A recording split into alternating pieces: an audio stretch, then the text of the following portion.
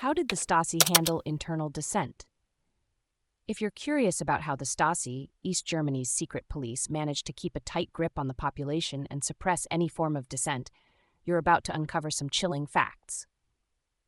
The Stasi was established in 1950 as the Ministry for State Security, and its primary goal was to eliminate any perceived threats to the socialist regime.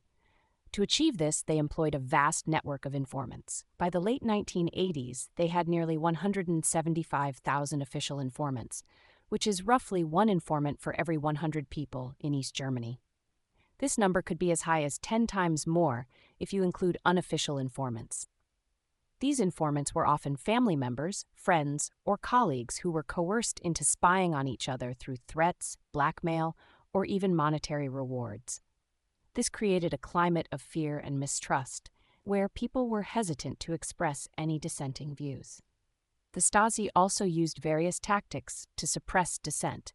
They would arrest people arbitrarily, imprison them, and subject them to psychological torture and dehumanizing interrogations in secret prisons like Hohenschönhausen. Torture methods included isolating prisoners, depriving them of sleep, and using psychological tricks, such as threatening to arrest their relatives.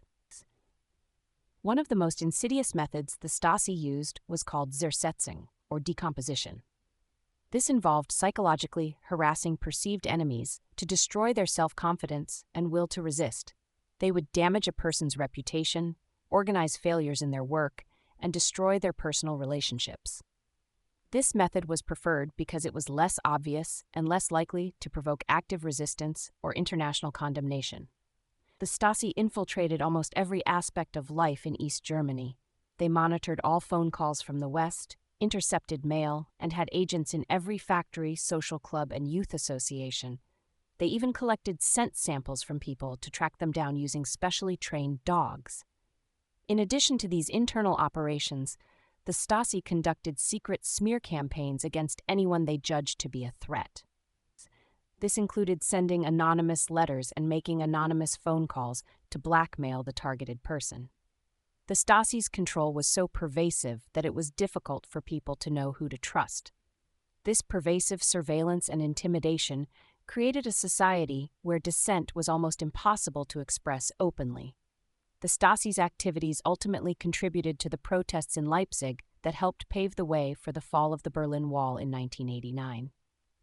When East and West Germany were reunited in 1990, the Stasi was dissolved, but the legacy of its oppressive tactics remains a dark chapter in European history.